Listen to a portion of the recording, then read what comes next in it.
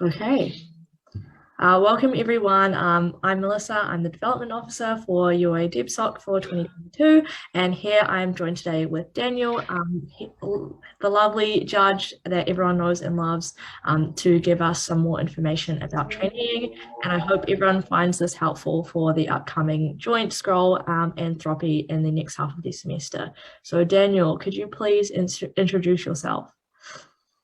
So, kia ora, everyone. My name is Daniel. I am now graduated, but I used to study at Auckland Debating Society, and I was actually the development officer back in the day. So you'll probably see some of my videos still floating around, but it's really nice to be able to come back. In terms of my judging, I've been a super for about a year now. What that means is I was on the edge of a New Zealand domestic tournament. Or I was on the edge of a major, and the tournament I was CA of Joint Scroll last year, and then I was one of the DCAs of Officers Cup this year. I really love judging. I prefer speaking. I think so many people prefer speaking, and that's okay. It is definitely okay to prefer speaking. And in fact, it's really good for you to do judging, even if you prefer speaking. If you're someone who's relatively new to debating, it'll boost your ability to understand how debating operates. It'll make you a better speaker. And if you're someone who's experienced, who doesn't really like judging, suck it up. Judges are what makes the activity go around. And if you are an experienced debater and you haven't done much judging, ask yourself why that is, and maybe do a bit more judging. Coming up, I'm going to be one of the CAs for the Vietnam Worlds bid. Running Worlds, and Worlds is one of the tournaments which many of our norms about judging are set. But this seminar doesn't really focus on BP judging. It'll focus on the types of judging that we do in the New Zealand circuit, which is how people accredit, essentially. Yep, absolutely. I agree with Daniel, and Daniel has been very formative in my debating career and lots of other people in my year. So he is very wise and also has lots of good thoughts. So Daniel, I'm just going to ask you a few questions that I've come up with as someone that hasn't trained before, and Nice. hopefully this crosses across everything that other people would also be curious about who haven't trained before. Mm-hmm. So, Daniel, what does it actually mean to accredit, and why do we need to do it? Excellent. So accreditation is New Zealand's judge system, and it's very unique in the world. In most places in the world, and in fact, many of the opens that you'll do overseas. So, for example, if you go to Sydney to participate in Sydney Mini, or you go and judge at Australs or Worlds, you'll just go as someone with no prior real qualification. You might send in a CV, you'll do a judge test, and throughout the tournament, you can be promoted from trainee or demoted to trainee based on your experience and based on basically the quality of the judgments that you're able to produce at that tournament. Accreditation in New Zealand works slightly differently. So instead of doing it tournament by tournament where people work their way up or work their way down, we do it as an overall qualification system. Like many of you will be doing a law degree. A law degree is essential to you becoming a lawyer in the same way that accrediting in the New Zealand system is essential to you being able to judge within New Zealand majors. So the types of tournaments that it applies to, accrediting, is not Australs and Worlds, but it does apply to Joint Scroll and Officers Cup, our two majors, as well as Clayton's and Thropy, which are the two novice tournaments that happen in New Zealand. And essentially what happens is you get tested by a range of different judges who have all accredited themselves over whether or not you have reached a particular standard of judging, and then it'll be announced to the New Zealand debating community that you have accredited, and after that point, you're able to come back and judge at different tournaments. It's not only, I think, a marker of just like the quality of a judge, someone who we trust to be able to come and judge the community. It's also a really good training program. So this process really makes you think about the way that you're judging. It makes New Zealanders some of the best judges in the world, and that's why when New Zealanders go over to Australs and go over to World, they tend to do very, very well as judges. And it also counts not just in the formal setting, but there's also an informal value that comes from being accredited. So it'll help you get IA positions if you go overseas. It'll help you do things like come back and judge at schools nationals. So even if it isn't a formal requirement for some tournaments, it is very helpful for being able to signal to people that you are a good judge, you've reached the standard of accrediting in New Zealand, and that you should be trusted on that basis. Awesome, sounds good. I'd just like to also add that NZ Women's is now somewhere you can accredit as well. Yes. So very exciting. So how can you actually accredit? There are all these tournaments, but what do you actually do and what are the pathways to get there? Yeah, so there's two pathways to accredit. One is the trainee process, and what you do in the trainee process is you go to NZ Women's, you go to one of the novices tournaments, so you go to officers and join as a trainee with the campus, and you'll sign up for that like you sign up to speak or you sign up to judge. The only for internationals, when you're an actual accredited judge at New Zealand tournaments, you get a lot of emails begging you to judge. Be like, please, we would love you to come I've judge seen for us. a And lot that's one of the those. reasons why we like to train people so that we can get accredited judges, because there's just a really, really good quality to having accredited people who can come in. You go to that tournament, you convince people that you have, by training and going through the process, which we'll discuss in detail later, you convince people that you have reached the standard to accredit, and they announce that you've accredited, and from that point, there's no de-accreditation. You can go on and judge at any of those tournaments. The other way you can accredit is by breaking as a speaker at 2 majors, and by what we mean by that is you break as a speaker at Joint Scroll, Officers Cup, Australs, or Worlds, and if you break at any of those 2 in any combination twice, so it can be 2 Joint Scrolls or it can be a Joint Inner Worlds, then you are also accredited. And this system sometimes has people criticizing it, sometimes doesn't have people criticizing it, but it's just an alternative pathway to reaching the standard of trust necessary to become an accredited adjudicator. So do most people do it by trainee, or is it? Yeah, the majority of people do it by trainee. A couple of people do it by accrediting via the break. Normally, it's people who just do very well when they're young, because a lot of people who go on to be incredible debaters spend most of their time just developing their skills, and then once they've gone past first year, they'll come back and accredit or trainee at Thropy or Clayton's, and so that's a very common way of developing it. It's only a small number of people who do very well very early on in their careers who accredit by the break. Nice. So what happens if I do accredit? Nice. So if you accredit, very simply, you'll get a lot of emails from your campus and other campuses being like, please come judge our tournaments. And this is very good. They give you a big subsidy. You go to tournaments, you judge ordinarily, you get a vote. And you are in contention to break as a judge. If you come in as a trainee, you're not in contention to break unless you accredit during that tournament. So accreditation is really the goal there, but you can have other goals when you go as a judge. Very simply, you can judge stuff. It's very fun. Sounds like a lot of fun. So what tournaments can I trainee at? Is it different to trainee between different tournaments, or is it a similar experience? So it's broadly a similar experience, because the only thing that changes is the format, but the format sometimes actually does make quite a big difference. So obviously Officers Cup with the 5 minutes of prep and then only 2 speakers and 6 minute speeches is really short, but you do a lot of those debates. And so you'll watch lots of very short debates, sometimes quite messy debates, and you'll have to give a lot of oral adjudications. If you go to Joint Scroll, the comparatively fewer in rounds in which you can listen to debates and give adjudications, but they're obviously much longer debates. And then if you go to something like Clayton's or Thropy or NZ Women's, there are much fewer debates. And because a lot of those tournaments are about development, more Clayton's and Thropy than NZ Women's, because NZ Women's will normally have a pro that at least keeps the lid on the messiness in the debate a little bit, tends to be a slightly more chaotic experience to go and judge at Clayton's or Thropy. Nice. So what actually happens at the tournament when I trainee? So who do I actually talk to? What's expected of me? And where do I go while everyone else is doing the debating?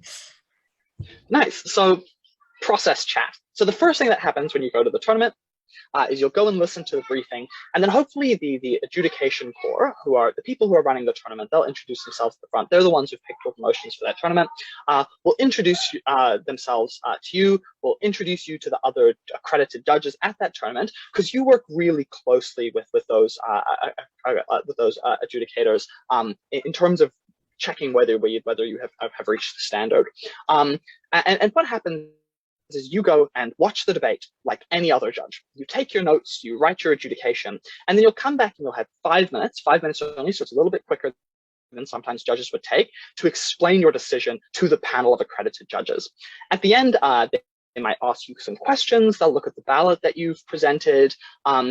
If you have called the debate in the way that the majority has called the debate, and they like the way you debated or want to hear you try something, like the way you adjudicated, or want to hear something, want to hear you work on something, and they'll give you feedback saying, hey, I think you just need to tune this in. They might let you give that adjudication again to the teams themselves. So you'll give your adjudication. They'll say, well, this is great. I want to give it to the teams. Sometimes they won't do that, and there'll be no reflection on you. Sometimes judges just want to be able to explain one particular thing to the team. So it's definitely not the end of the world if you aren't the one giving the adjudication, because they will listen to that adjudication. Then they will go back to the room with all the other judges. They'll have a little bit of a chat around how you're doing, what your progress is, things for you to work on. And then periodically throughout the tournament, they'll update you on that. They'll be like, hey, we've noticed this pattern. This is something you need to work on. You're scoring a little bit too low.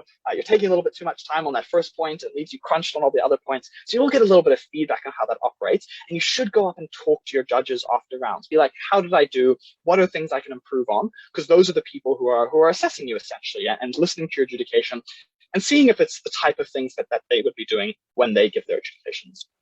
Also, sorry, one thing I'll note is often it's nice when you don't give the adjudication yourself, because what will happen is you will give your adjudication, you'll see it a particular way, and then you'll get to listen to an accredited adjudicator give us adjudication on the same debate to the teams. And you'll see the things that they do subtly differently. You'll pick up the tricks from them that they are using to coordinate their ideas, to coordinate the strategy, to explain the more difficult points. And that is also part of that improvement process you are going through. It's just as much about improving and exposing yourself to high quality adjudication as it is about testing you or seeing how good you are going. It's a transparent system, and we want it to be more transparent. Yeah, so what is the standard that supers are looking for to accredit people? So is it just the OA that I'm giving? What kind of ballot do I have to deliver so that they know that I'm up to that standard? Yeah, so they're assessing different parts of your adjudication, but it's assessed holistically. So they'll be looking to see if you can get scoring right. They'll be looking to whether you can call the debate correctly, and they're looking to whether you can explain the fact that you've got a correct call in a way that is compelling and persuasive to the teams. And they'll be very open about with you about the things that you need to work on. Sometimes they'll talk to you after the debate, because if there are a couple of trainees or they need to rush to do the adjudication, you'll listen and then get feedback. Sometimes you'll be able to have a little bit of a sit down before the teams come in. It really just depends on how the time is tracking. And sorry, I forgot to mention earlier, you normally get about 10 minutes to prepare your adjudication. So it might be a little bit quicker than people are used to, but they're really just looking for your ability to, in a short period of time and with a short period of explanation, be able to come to the correct decision and explain that decision.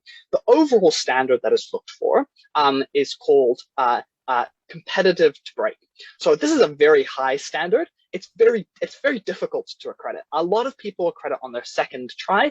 It's not particularly common that someone will never accredit. This is a learning process. It's iterative. It repeats and helps people come to correct ways of thinking about debating and being able to give compelling oral adjudications. But it is a high standard. They're looking for someone who's not just able to give good judgments, but someone who's really honed their judge craft to a degree that they're adding something to the judge pool and would be in competition to break if they were to be accredited. Hi, so how do I craft an OA to be concise to that standard that they're looking for, but also make sure that I'm including everything in the debate and being competitive, factoring everything into my decision?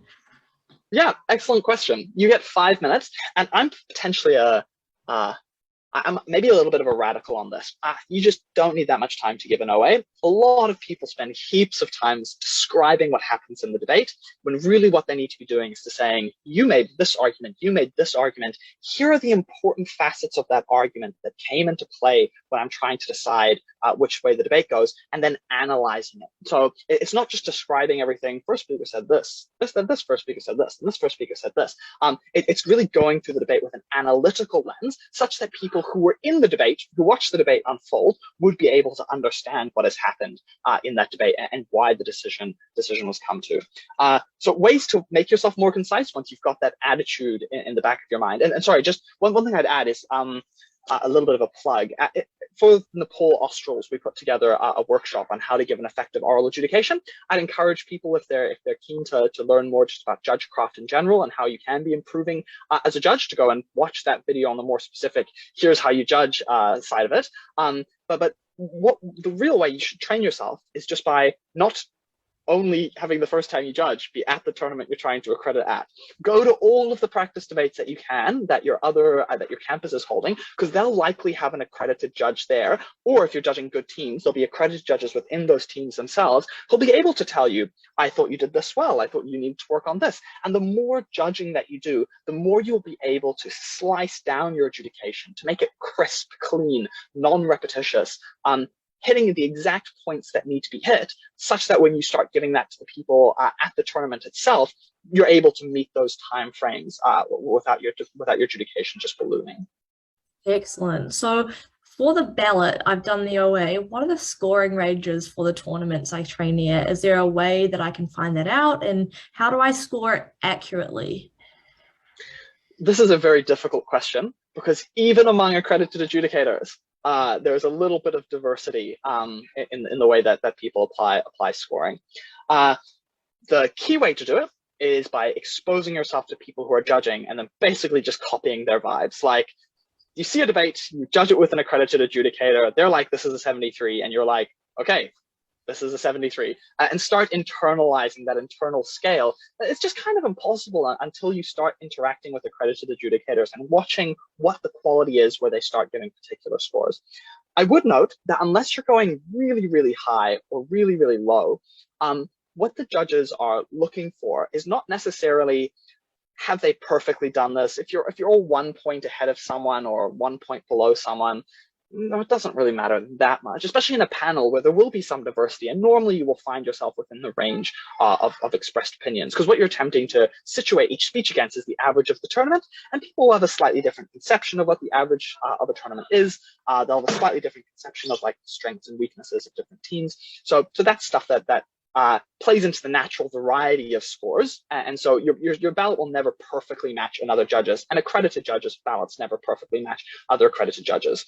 What they are looking for more, though, is firstly, is your ballot consistent with what you were saying? So for example, if you were like, I thought that this was the key analysis, it came out at third, it blew my mind, and then you put the third speaker lower than the other two speakers, despite the fact that in your OA, it seemed like that third speaker had contributed more to that than the first and second speaker, then that will be something that gives them pause. They're like, oh, something has gone weird here. They haven't expressed something properly, or they're scoring weirdly.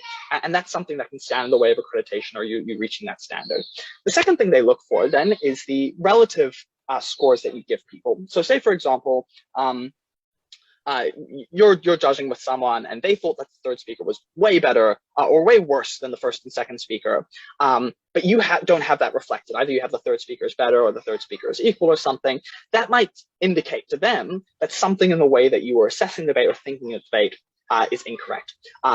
Really depends on the debate, because sometimes it will be appropriate for have one judge saying, wow, this is an amazing third speech, another judge saying like, wow, this is terrible third speech, based on like quite subjective, specific things. But we generally are looking to see, like, if there's a clear conception of the debate, if every judge on your panel thought that the first negating speaker gave the best speech in the debate, if you have them giving the worst speech in the debate, that's something that will obviously give them pause. Yeah, so I know we touched on it a little bit earlier, but how could I practice as a trainee to get those ballots right, to get that OA polished, to make myself competitive for an upcoming tournament?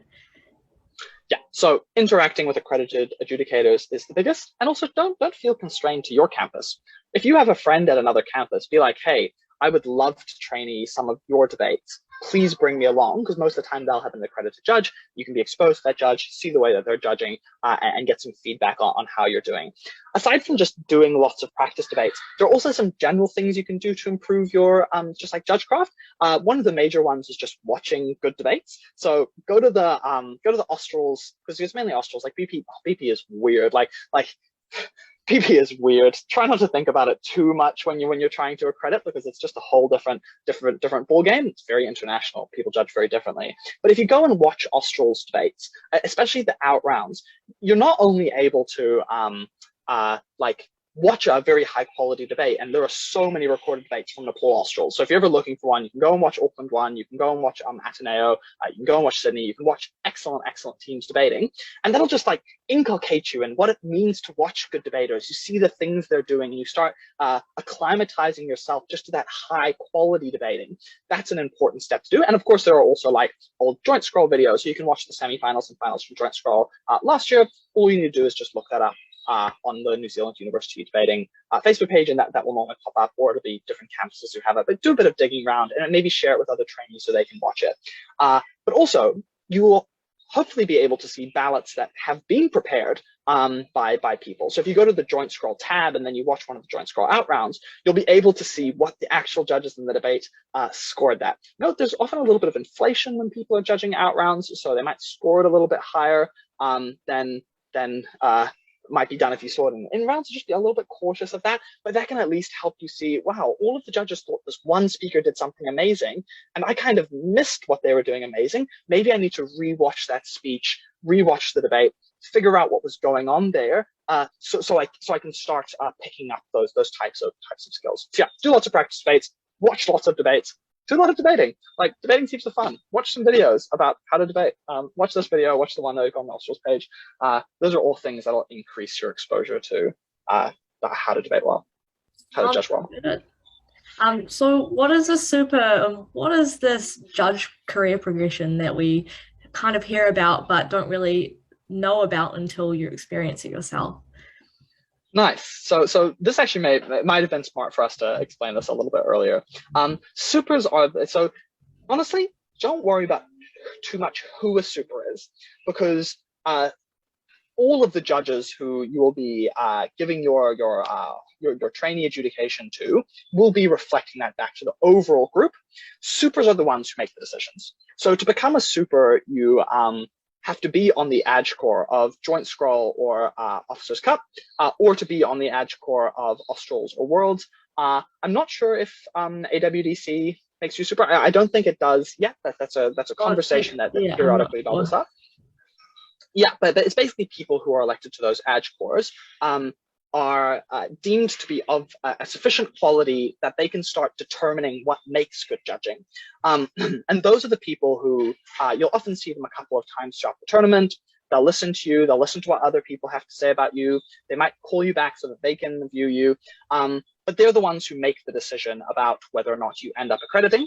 And you need to have supers from more than one campus to make an accreditation. So for example, if it's myself and Amy Spittle, and we've both been at a tournament and we have watched the way that you have debated and we think that you have reached the standard, we could agree. If it's me and Grace or me and Joe, even though they used to go to Otago, because we have that Auckland connection, we can't make that decision. And the reason that is because it's reflective of the entire circuit's belief about have you met a particular standard. And that's why it's important to make sure that you have supers from different campuses reflected there.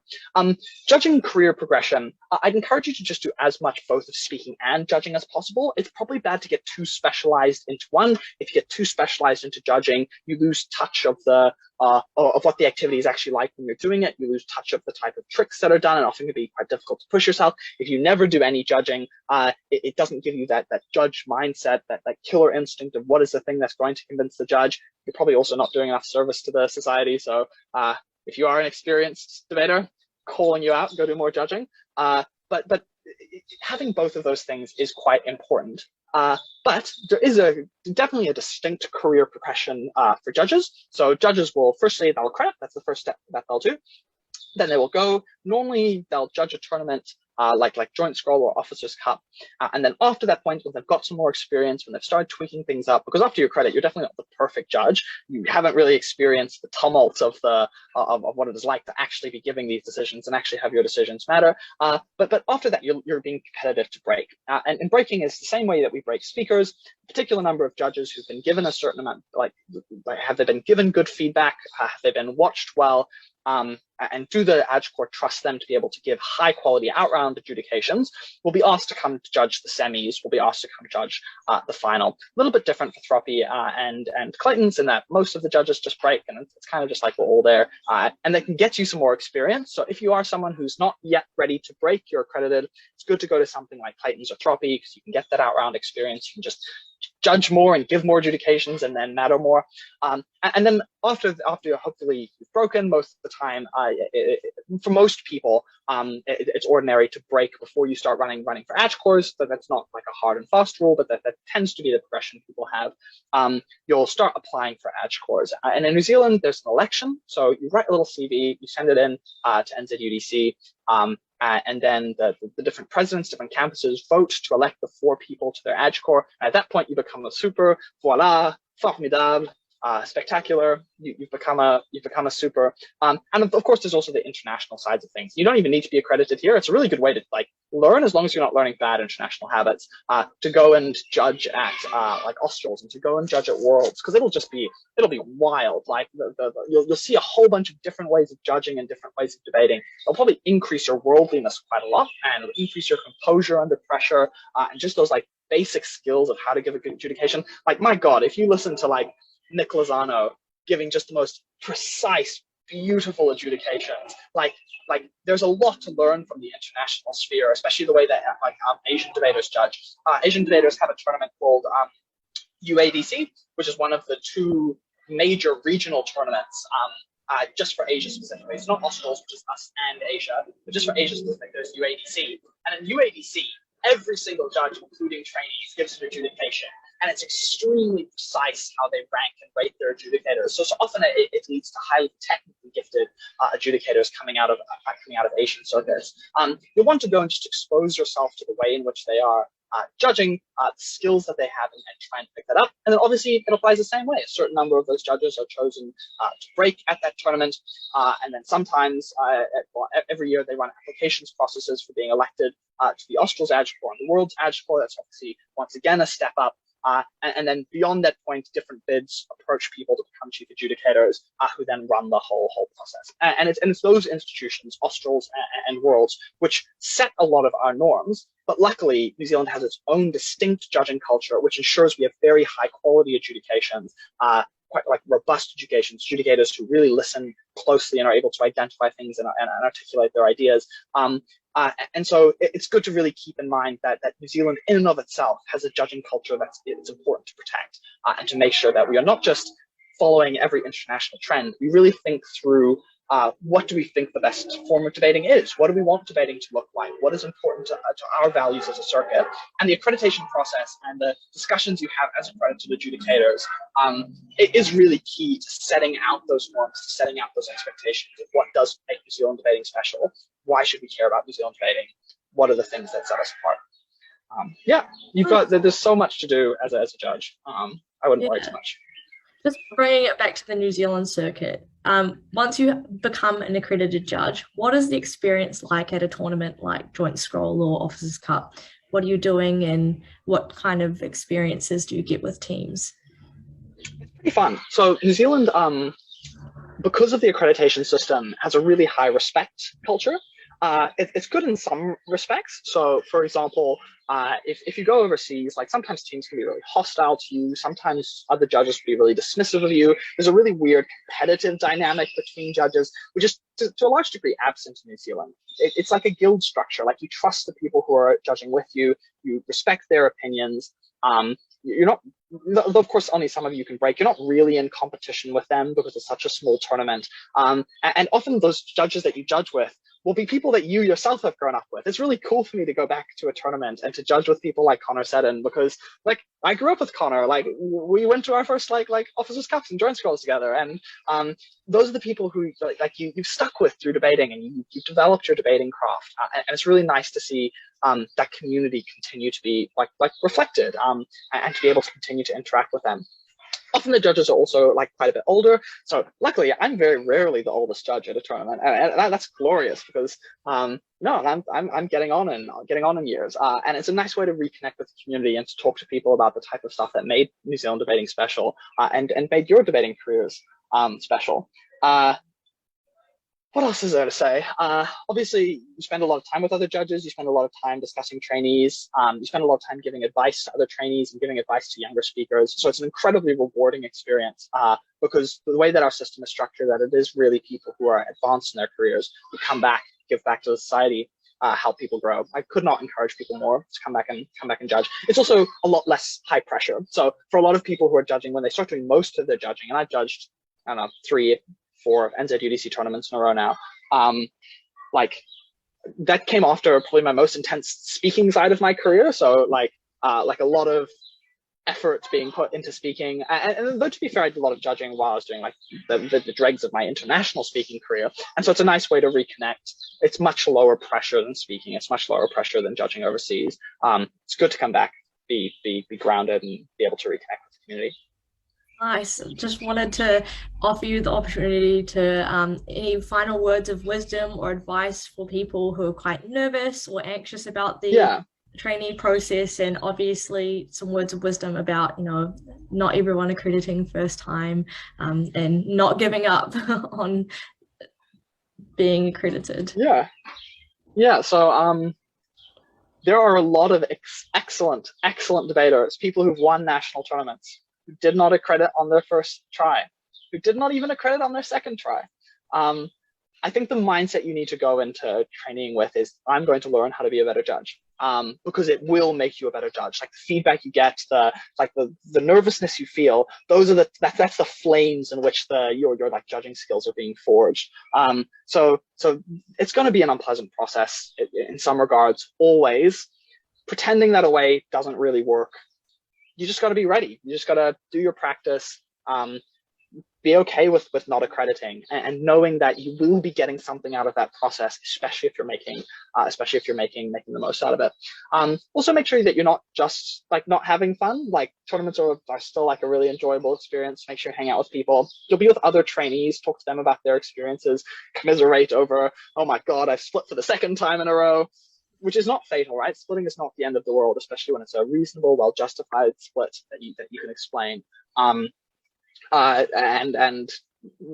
make some friends and community through that. I think the last thing I'd say is that when you come into the training process, there tends to be a lot of expectation and a lot of weight of that expectation. And when you are able to step back and just to have fun and make the most of that like experience, that's when you tend to be able to take the most away from it. You're doing something quite special, I think. Definitely. One of the only circuits in the world to do it. It's neat. And it doesn't matter if you don't accredit, because you just practice some more, debated a couple tournaments, come back, accredit, it's fine. Yeah. And that way it's just like speaking, and that not everyone breaks at their first tournament. So you just got to keep moving with it, keep learning. You'll evolve as a debater, just like you do as a trainee and a judge. So yeah, that would be my perspective. Yeah. Awesome. So thank you so much, Daniel, for giving us all of that wise advice. It's always so valuable when you come and give back to the society and share your brilliant knowledge. So thank you so much for doing this little seminar with me, and I hope that everyone that trainees at Thropy or trainees at Joint finds it useful, and don't be afraid to come up to any of the accredited judges that are around. And then Daniel, if he is around, I'm sure will be pretty friendly. I've never experienced. Feel free to flick me a message. Literally anyone can flick me a message. I've had people like before Officers Cup who I don't think I'd ever talked to before be like, "Hi, I'm training. Give me your thoughts." And I have so many thoughts. I'll send you all the links. So feel free to flick me a message. Last thing I'd say is, if you're a trainee, just as in every other aspect of debating, you are 100% entitled to respect. Sometimes people get grumpy. Sometimes teams are unkind. You don't have to put up with it. Come complain to one of the older people. Go talk to your squad equity officer or the major equity officer. Talk to your friends about it. Debating can and should be like a really wonderful culture and a really wonderful community. And if anyone is making that process unpleasant for you, don't need to stand for it. And we'll take the flak. We will be the ones to call them out and bring them back into line. There's a lot of us older people who are very, very comfortable being grumpy with those who are being grumpy. So Definitely, yeah. I'd say everyone's there to support everyone. So the whole squad is, you don't have to faction off into everyone that's speaking and everyone's at judging and everyone's training. Yeah, You're all there together. Everyone's there to make friends and have a good time first and foremost. And then obviously the debating is also another factor, but you shouldn't put your own debating career in front of your happiness. So yeah, yeah, yeah, 100%. awesome. Thank you again, Daniel. It was lovely chatting to you. No worries. Lovely to talk to you, Melissa. Awesome. I will